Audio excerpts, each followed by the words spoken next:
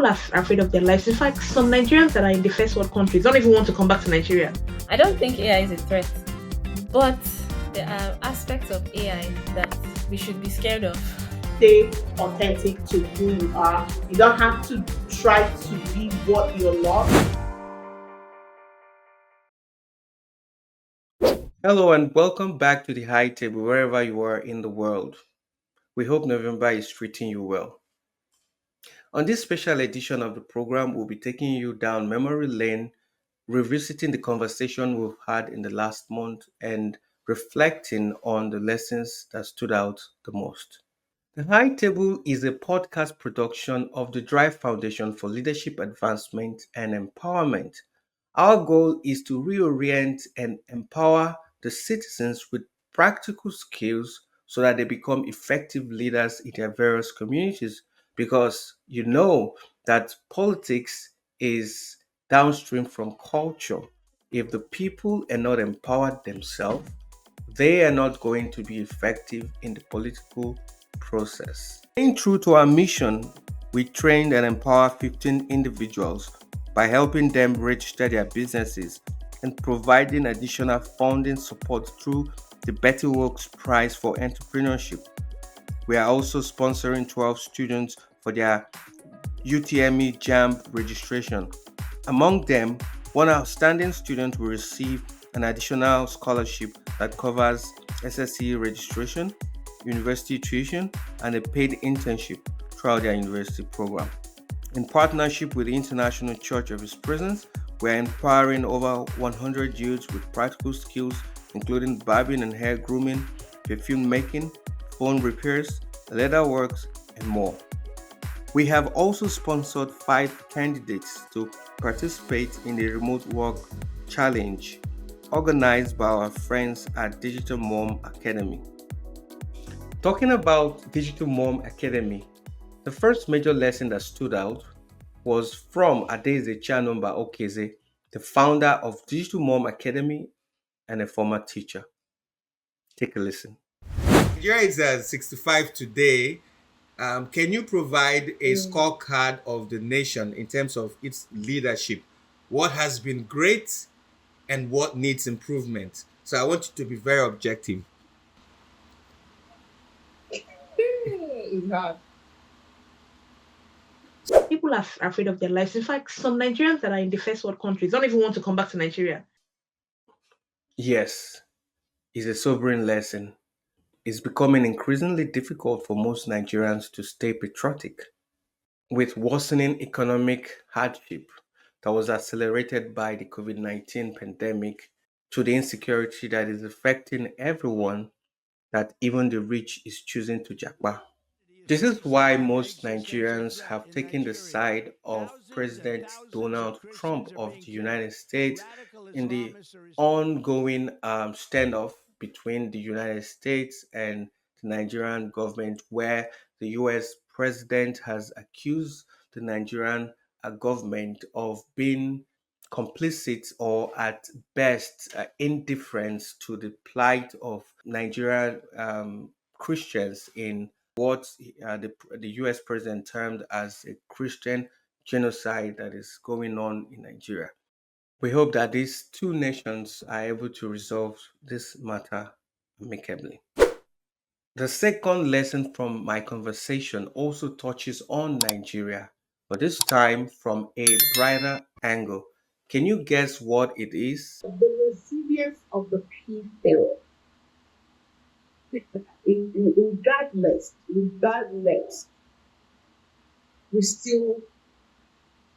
we are able to pull through and survive what other continents or other countries may not be able to survive. And there are some states that are doing extremely well. Our very own states, like Adaeze State. This is the first time that we are seeing a true leader step into the seat and is able to influence every sector from business to education, create policies that is favorable for people to thrive. And as a country, we are getting there. Did you guess right? Yes, the people, the citizens are truly Nigeria's greatest assets. As Adaeze put it, Nigerians are incredibly resilient. Despite the harsh condition of living in the country, Nigerians are not just surviving, but they are thriving. Our content creators, entrepreneurs, and innovators are a living proof. Nigerians continue to turn life's lemon thrown at them to lemonade, both home and abroad. That's why, as the saying goes, if you ever find a country without Nigerian, you have to flee because that place will never be good for you. The next point of discussion was on the state of education in Nigeria. Here's what Adaeze had to say. The world has used Aaron so much. No. But we are still going to school. That people are still getting that admission as you just go to school, finish the 4 years, out in look for job. We are in a skill-based economy.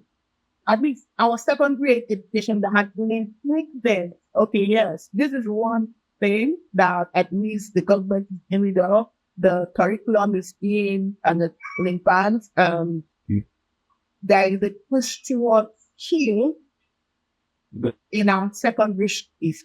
But I still feel a lot of things needs to be done in terms of infrastructure, in terms of getting quality teachers, training for teachers, our education quality needs to be clean. It's still going to be a place where people like God, people that didn't pass down to chosen courses, they dump them. Okay, now I'll go to education.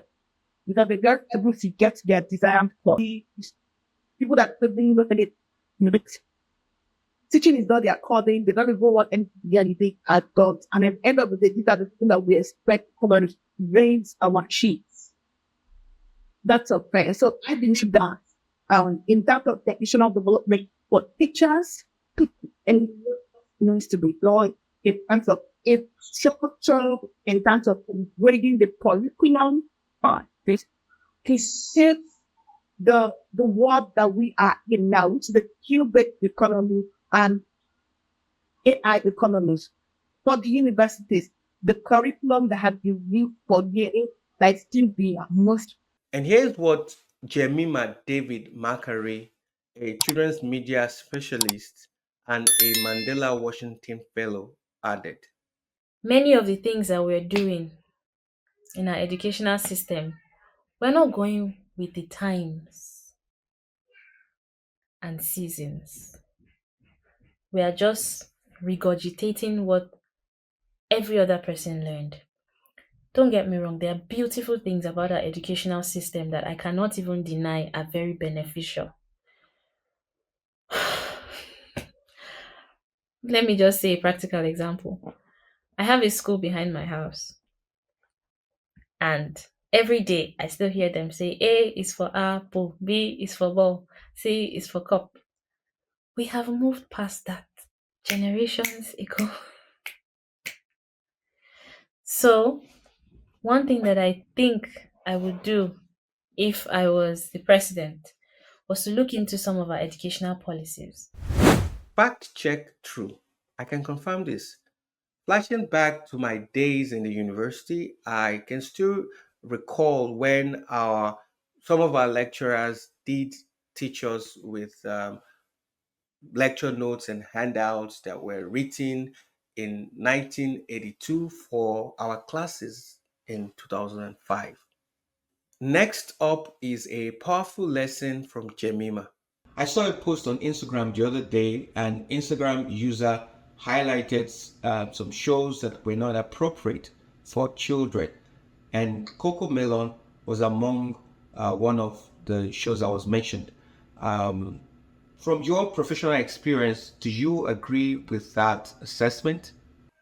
I would agree with it in I would agree with it in a way. So the thing with let me not just say Coco Melon. Let's not just streamline it to only Coco Melon.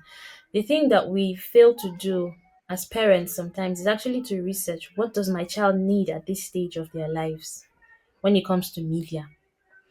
And the truth is that Coco Melon and the likes of Coco Melon, we see that they are mostly targeted towards the children at the toddler ages, 0 to 3 years. And that is not what they actually need at that point. What they need is interactions with human beings, interactions with everyday life.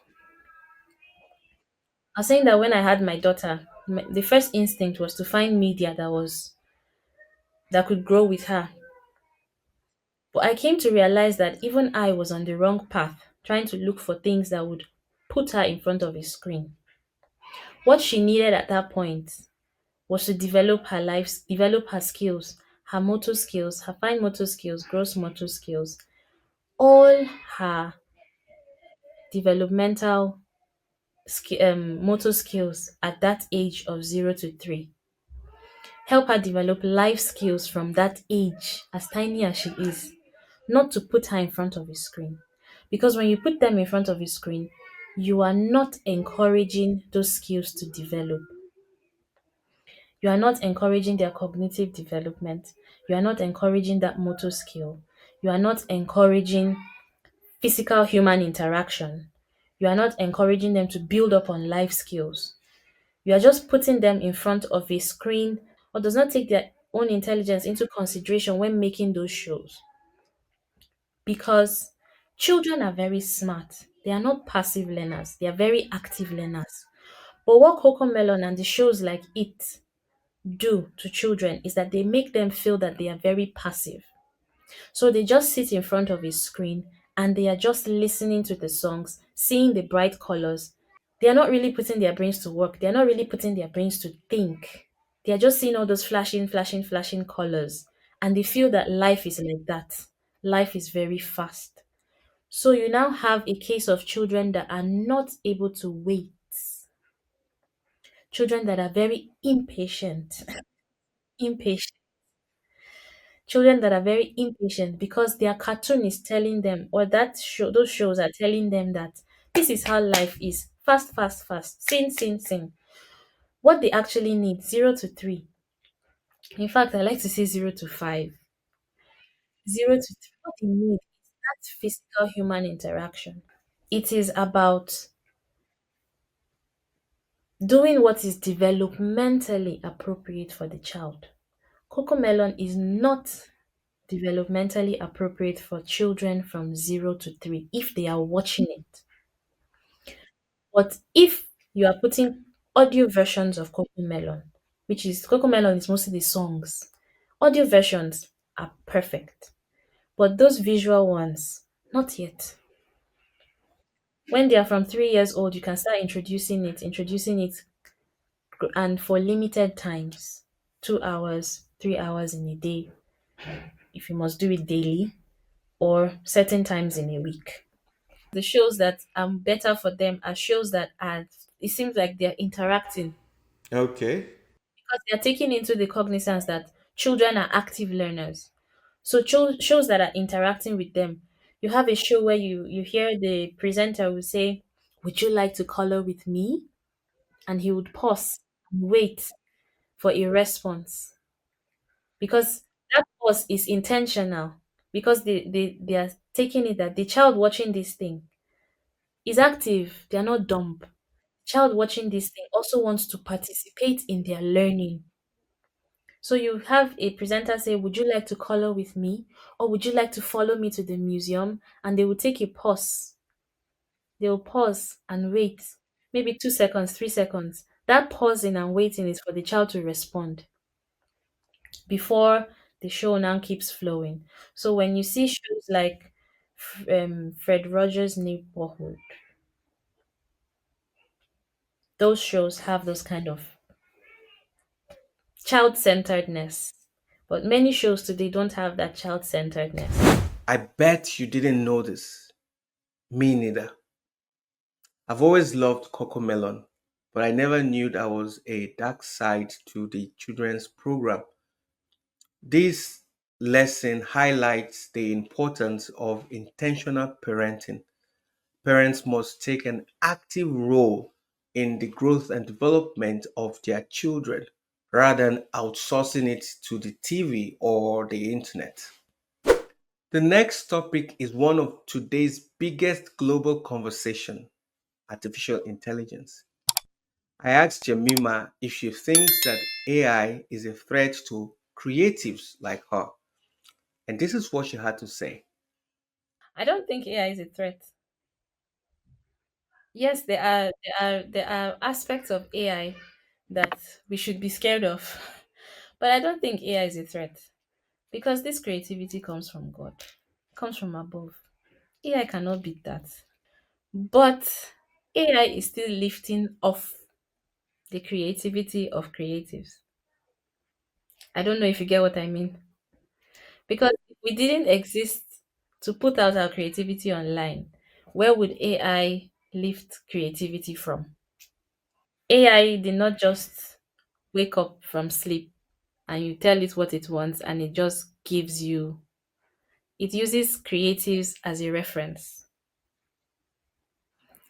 And yes, people are developing on it. The people who built it are still going to make it better. But I feel that for every time and season, there is a strategy that God gives his people to still thrive. So if you are a creative in the creative space who is in tune with God and leaning to his wisdom, he would still give you the strategy to thrive regardless of how powerful AI becomes. Essentially, she's saying that AI is a plagiarizer, or to put it bluntly, a thief. Do you agree with that assessment? While we look up to Marvel and DC Comics to present to us superheroes, from Superman to Batman to Captain America, the Avengers to Black Panther, and so on and so forth, there is a superhero that is never mentioned and rarely acknowledged. Grace Ezera, a project management professional and the founder of Grace for All Foundation, gives us a hint at that superhero. Watch. Being a mom is a different ball game from being in a profession. So I'm in the project world, in the project management world rather. And I mean, sometimes my job, if I'm fast, I could get it done within 3, 4 hours, and I have the rest of the day to do whatever I desire. But it's not like being a mom. Being a mom, you need to be hands-on. You need a trailer load full of patience. You need to be firm. You need to be patient. You need to be kind also, because sometimes you get pushed to the wall by this wonderful kids. And when you remember you're meant to be a mom, you draw back and you do the right things.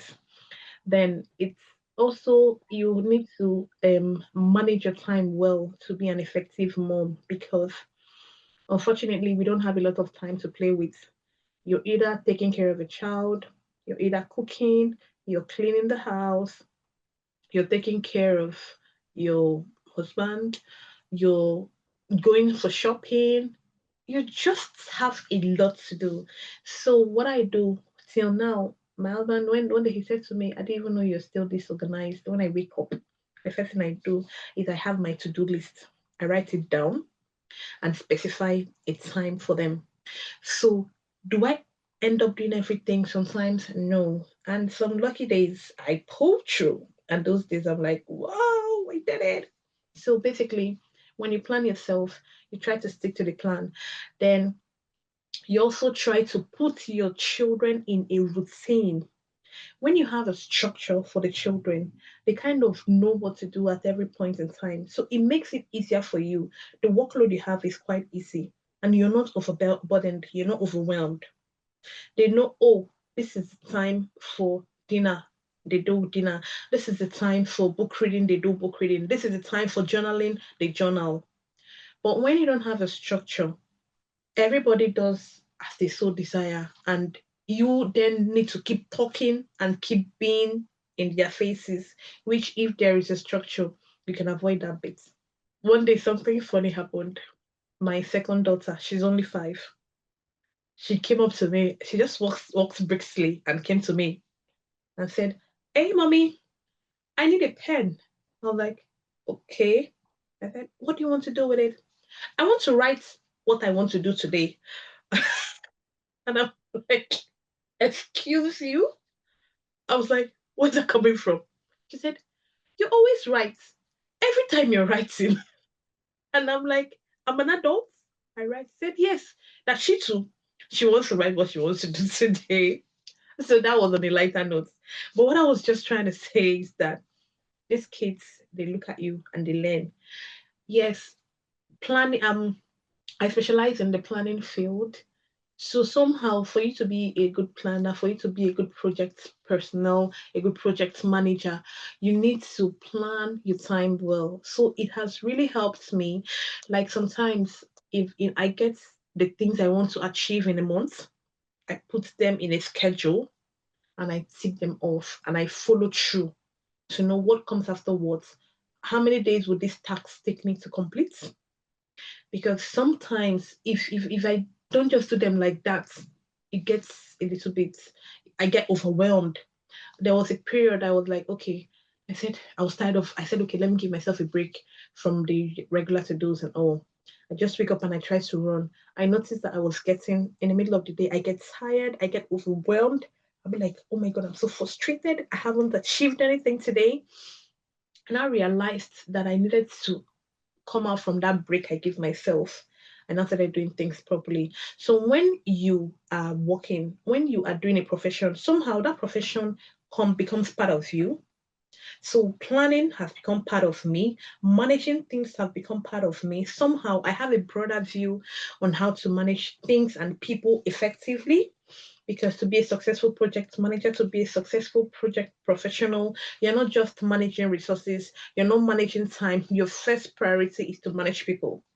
So Yeah. I bring that home. Yes, moms. They are real life superhero. Running the home is a big deal, all right? Yeah, running the home is a big deal. Imagine a home without a mom. That home is going to be in a mess. And to run the home effectively, you need to be able to learn how to plan effectively. So every mom becomes a project manager by default. They are honorary project managers because if you can run the home, then you can basically run anywhere because running the home is unpredictable. So planning is very powerful and a key ingredient for success. That's why it's said that if you fail to plan, you've already planned to fail. And also, project management begins from the home, powered by the incredible effort and leadership of mothers. Our final point of reflection is about the high table.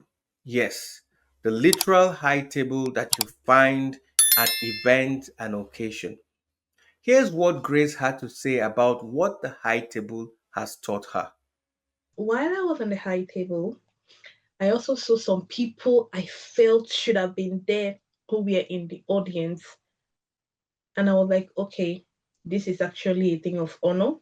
It's not a thing of you want it or like you earned it. It is someone honoring you. So that was the first thing I learned.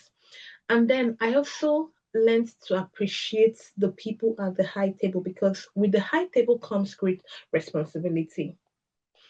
And with the high table, you also learn how to, like, how will I say it now? You also it also teaches you somehow how to honor people, how to respect people, because there are other people in the audience who are far better than you when it comes to who should be on the high table and who shouldn't be. but you were chosen to be there. So it's giving me it taught me how to respect people despite of where they are and who they are. Adaeze also added with this. Puts you in the spotlight, but I think what there is nervousness because you're going to stand in front of the crowd, Yeah. right? You could make mistakes. Something that you said could be misconstrued. So I think one of the things that gives you advantage is being prepared. All right, you prepare yourself to get on that stage and share your knowledge, and you stay authentic to who you are. You don't have to try to be what you're not. All right, you're authentic to who you are, where you are, your journey, and your experiences. At the end of the day, we are all human beings, and we all want the same thing: to grow, to be better. So I think that's what makes it easier. And over time, the nervousness doesn't really go, or the fear doesn't really go, but it's kind of, it becomes a fuel for you to show up better and do better. So, which of these lessons stood out the most for you? And for those who have watched the full interview, what lessons do you think was left out from the list? Drop your thought in the comment section below. We'd love to hear from you. If you've stayed with us to this point, that means you love our content. Don't hesitate to share this episode with your family, friends, and loved ones. There is love in sharing. Also, do remember to subscribe to our channel to support the work that we do. Do remember to follow us on all of our social media platforms to stay updated on our events and activities because 2026 is fully packed. Until next time, thank you for joining us on this special edition of the High Table. Do remember there is light at the end of the tunnel. Stay hopeful.